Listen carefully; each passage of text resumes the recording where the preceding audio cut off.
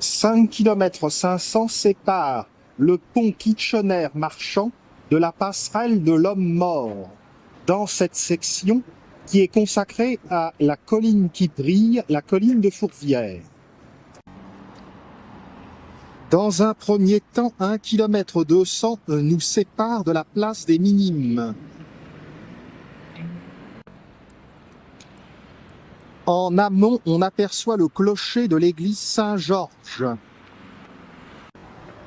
Le pont autoroutier et derrière, le pont ferroviaire qui va à la gare de Perrache. L'entrée du tunnel sous Fourvière.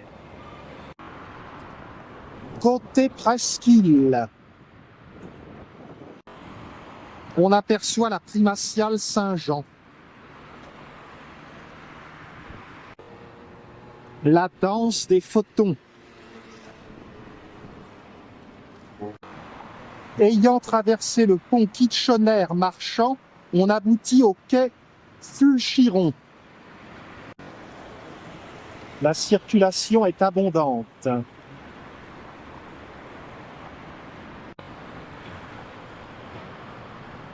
On traverse le quai Fulchiron.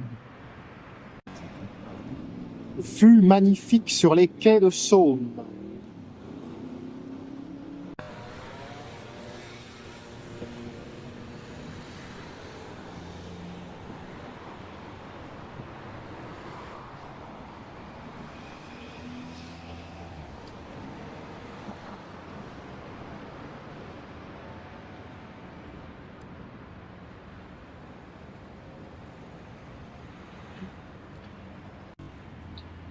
Nous allons remonter la rue de la Quarantaine. Nous sommes le long des piliers de la rampe circulaire d'accès au tunnel sous Fourvière. Par la rue de la Quarantaine, nous allons rejoindre la rue Saint-Georges. S'il n'y avait pas le chantier, on apprécierait encore davantage cette belle vue sur la Saône, avec les platanes.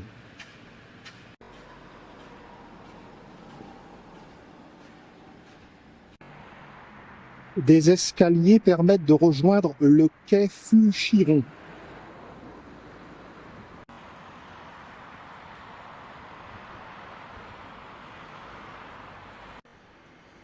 Les fenêtres lyonnaises sont souvent ornées de leurs lambrequins.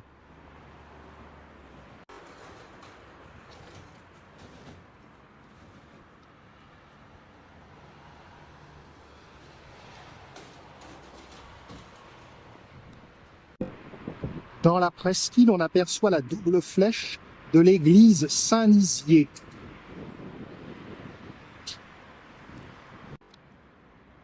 À gauche, sur la colline, l'ancienne muraille du XIVe siècle a été remplacée par celle-ci au XIXe.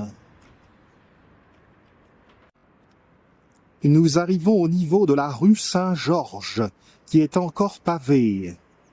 Le vieux Lyon est constitué de 3 quartiers, du nord au sud, Saint-Paul, Saint-Jean et Saint-Georges.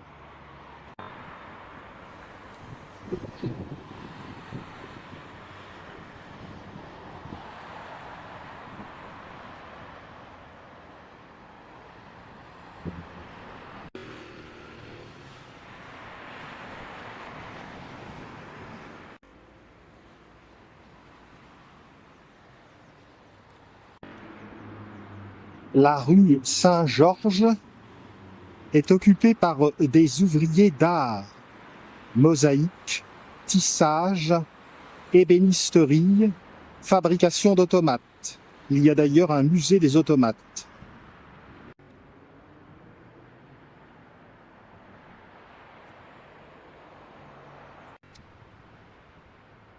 Tout ceci est typique et très coloré.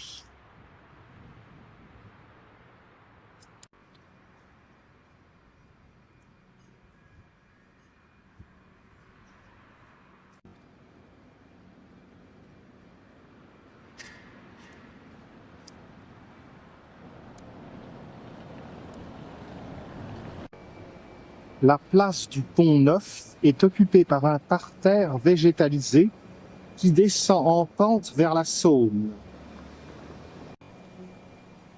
C'est ici que se trouve le musée des automates dont je parlais tout à l'heure.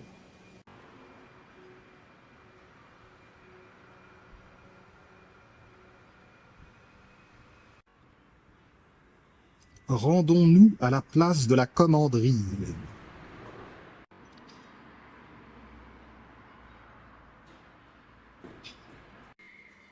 Nous commençons à apercevoir l'église Saint-Georges qui est souvent fermée.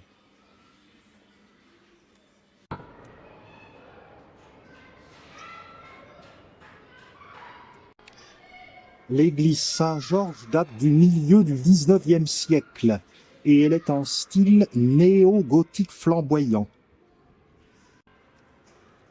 Eh bien, un miracle se produit car l'église Saint-Georges, pour une fois, est ouverte. Ceci dit, elle n'est pas extraordinaire à l'intérieur. Voilà encore un dragon qui finit mal.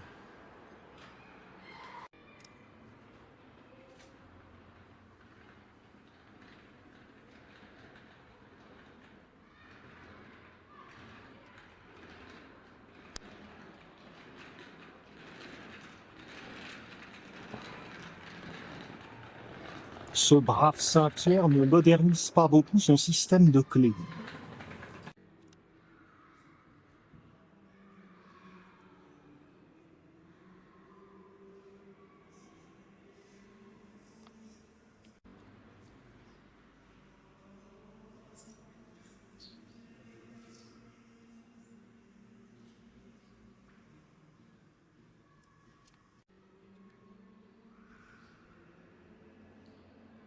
Je demanderai à ce qu'on me transporte là après mon trépas.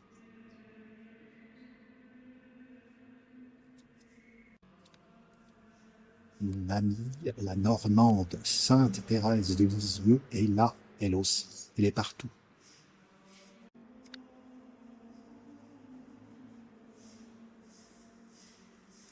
Beau vitrail moderne.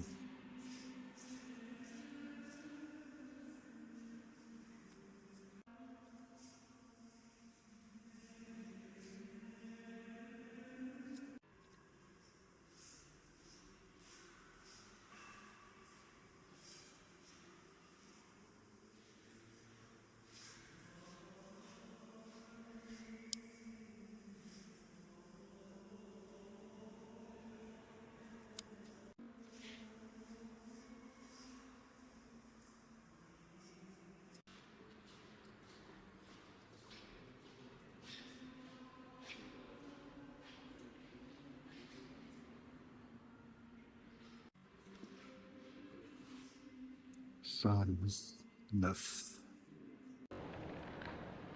Allons voir le chevet de l'église Saint-Georges. Il y a en effet des vestiges qui datent de 550.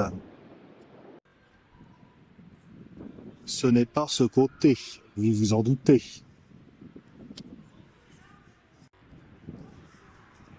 Le chevet, je le rappelle, c'est l'arrière d'une église. Au chevet, ce néo-gothique flamboyant ne fait pas très 550 non plus. Je suppose donc que ce sont les soubassements qui sont des éléments remontant aux Mérovingiens. L'église Saint-Georges de 550 fut restaurée sous Charlemagne et au Moyen-Âge, ce sont les chevaliers de Malte qui l'utilisèrent. Tout ceci nous a ramenés sur le quai et on ne va pas s'en plaindre.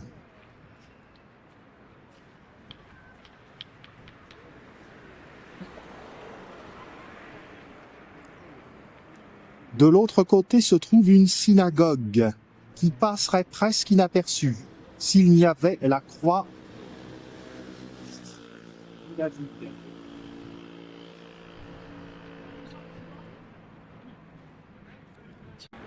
Cette synagogue enchâssée entre les immeubles, presque donc invisible si l'on y prend garde, date de 1864. Elle a été installée dans un ancien grenier à sel.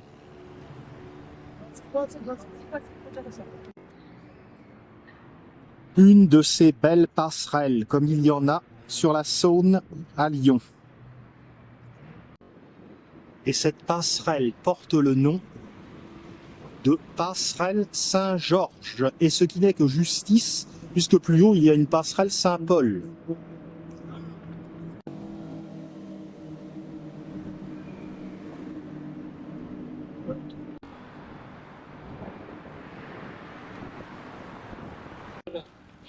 À présent, et c'est plus déplaisant, il va falloir grimper. Oui, je ne vois que les fondations du chevet qui pourraient s'apparenter à des éléments de 550.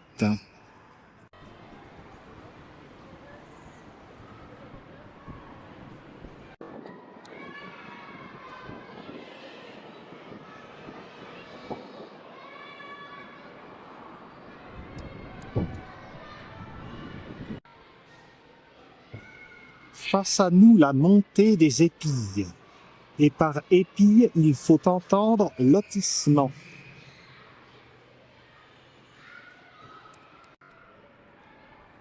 On peut dire que cette montée est assez abrupte. Comme nous allons être récompensés par de belles vues, je ne râle pas trop. On voit bien la dénivelée.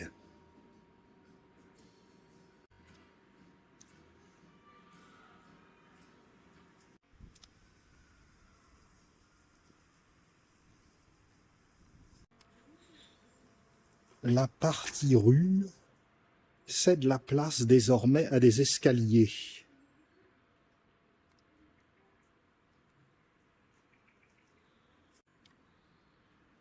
Un énorme caniveau central permet l'écoulement des eaux lors des violents orages.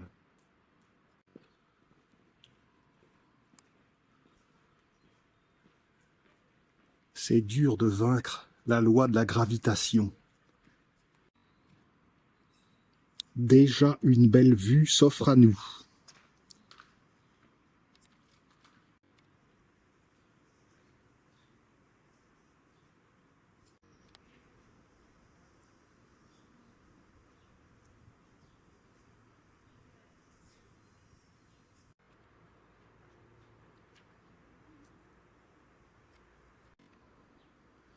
La montée des Épilles rejoint la montée du Gourguillon.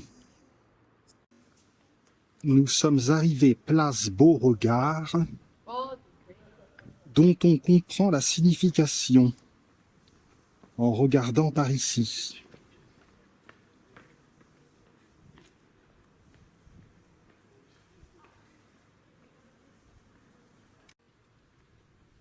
Quant à la montée du Gourguillon, c'était une grande artère par où transitaient les marchandises en direction du Forez et de l'Auvergne.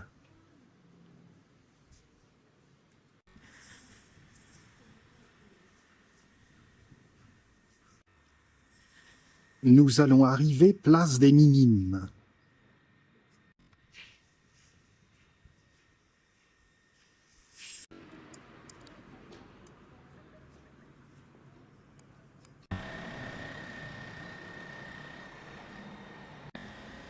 Allez, encore quelques marches avant d'arriver place des Minimes. Nous sommes au niveau du parc des Hauteurs. On aperçoit la basilique de Fourvière. 1,3 km vont nous mener de la place des Minimes à la place de Trillon. Ici, la rue des Farges. Le lycée Saint-Just est un ancien séminaire construit sur un site romain. On continue de monter vers l'église Saint-Just. Voici l'église Saint-Just. Elle avait été détruite par les troupes protestantes du baron des Adrets. C'était en 1562, pendant les guerres de religion. Un siècle plus tard, 1662, les chanoines de Saint-Just l'ont reconstruite. 18, mais la façade que vous voyez est un peu plus tardive, 1704. Beau pilastre. Néanmoins, un bon décrassage s'imposerait. En poursuivant, on arrive place de l'Abbé Larue. En tournant à gauche, on peut aller voir le jardin des curiosités. Ce jardin que nous allons voir est un don de la ville de Montréal à la ville de Lyon. Voici l'entrée de ce jardin des curiosités. Le panneau nous explique que c'est à l'occasion du 20e anniversaire des échanges commerciaux entre Lyon et Montréal que la ville québécoise a offert ce jardin. Vous allez voir, la vue est tout simplement à couper le souffle. Donc suivez mon conseil, prenez une bonne inspiration.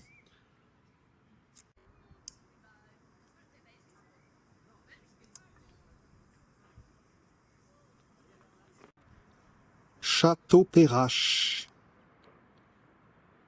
et la gare de Lyon-Perrache.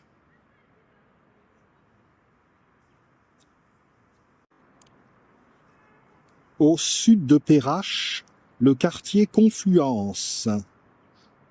On aperçoit le musée du même nom.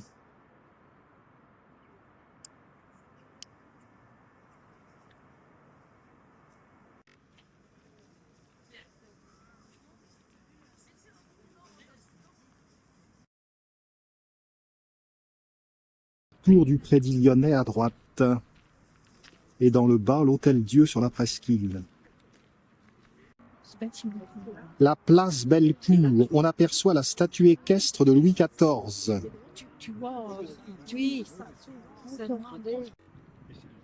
L'université de Lyon 3 Jean Moulin, droit et lettres. Et l'université de Lyon 2, Lumière. Dans la presqu'île, au sud de Bellecour, on trouve le musée des tissus et celui des arts décoratifs. Au nord de Bellecour, le musée de l'imprimerie et celui des beaux-arts. Notamment, il y en a d'autres. Derrière l'église Saint-Nizier, le dôme de l'Opéra de Lyon qui est dû à Jean Nouvel. En contrebas, l'église Saint-Georges que nous avons vue tout à l'heure.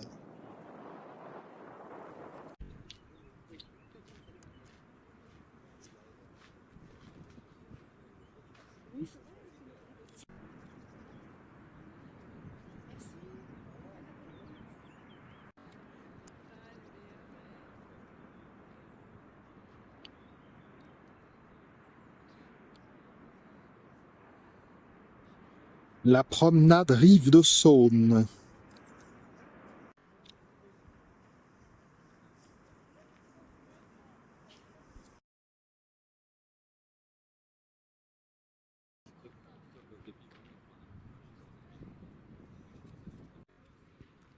Rebroussons chemin. La place de l'Abbé Larue est tout en longueur. Nous allons tourner dans la rue de Triomphe sur la gauche.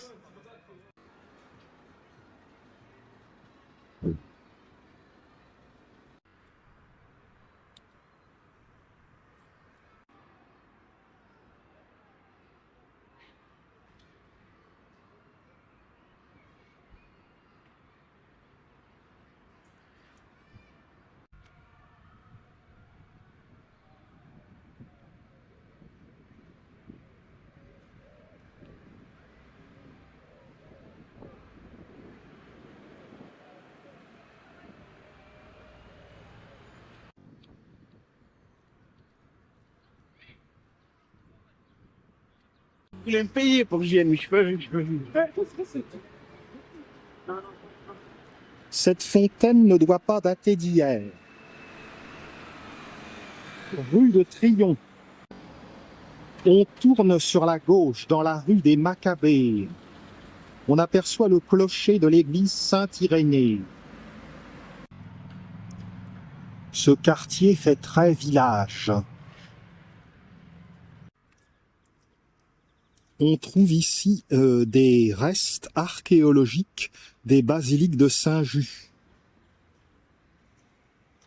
entre le IVe et le XVIe siècle.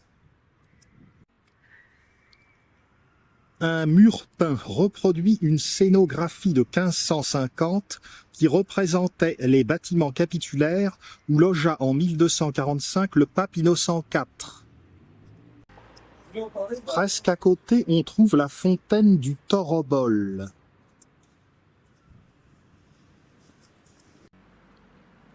Elle se situe juste à côté de la maison du bœuf couronné. Sur la droite, la porte cochère de l'obéance, l'obéancier étant le principal dignitaire du chapitre. On arrive au niveau du carrefour du chemin de Choulan. Sur la place Eugène Werner ont été réinstallés en 1885 des mausolées qui avaient été découverts place de Triomphe. Ces mausolées datent de l'époque julio-claudienne.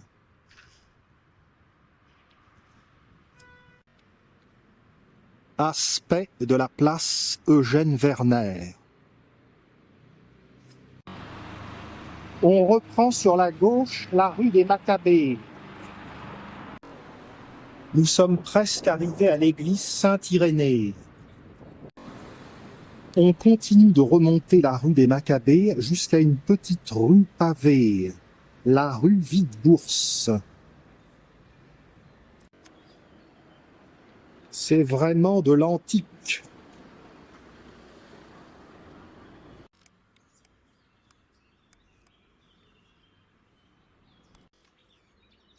Nous allons déboucher rue Saint-Irénée, face à l'église du même nom.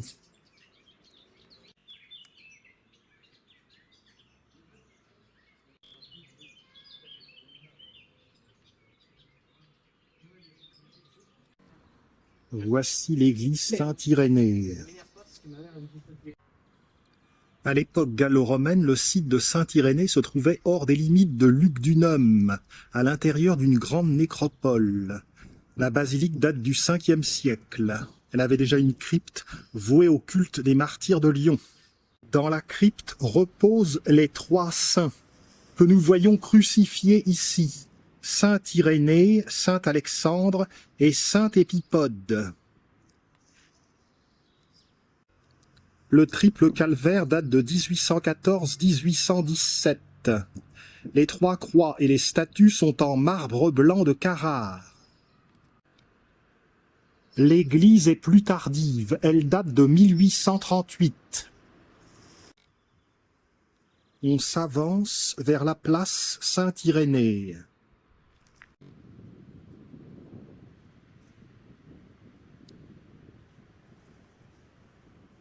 Allons voir les vitraux.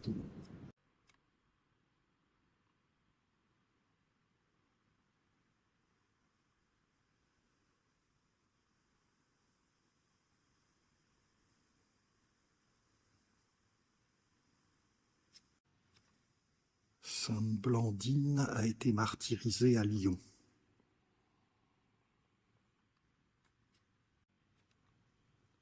Saint Jean. Saint Irénée donne son nom à l'église. Saint Polycarpe. Saint Épipode. Le 3e saint du calvaire, Saint Alexandre.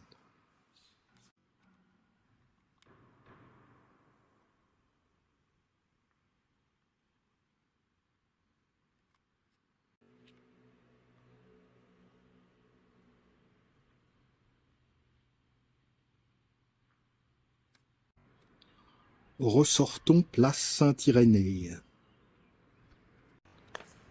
On remonte dans la direction du fort Saint-Irénée. Il a été construit entre 1831 et 1841. Il abrite une résidence universitaire et l'École nationale supérieure des arts et techniques du théâtre. À côté de l'église Saint-Irénée, la paroisse catholique de rite byzantin. Beaucoup de cyprès à Lyon. On traverse. Le fort Saint-Irénée est un bloc massif. Sur la droite, on prend la rue des Fossés de Trion, jusqu'à la place de Trion. Le nom de Trion vient du fait qu'il y avait 3 voies, aquitaine, narbonnaise et roannaise.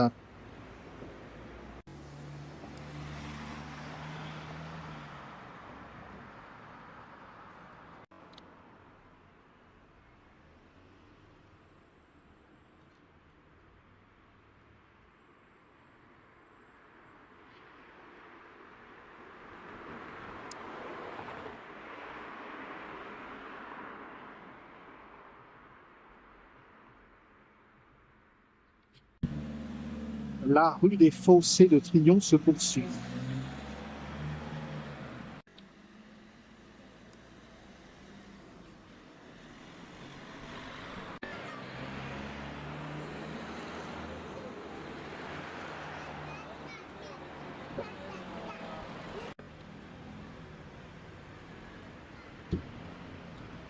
Nous voici arrivés place de Trion. Sur la place, donc, cet élément est en calcaire du Bugey. Et le chapiteau est gravé en l'honneur de l'empereur Claude, qui est né à Lyon en 10 avant Jésus-Christ. Cet élément est une fontaine.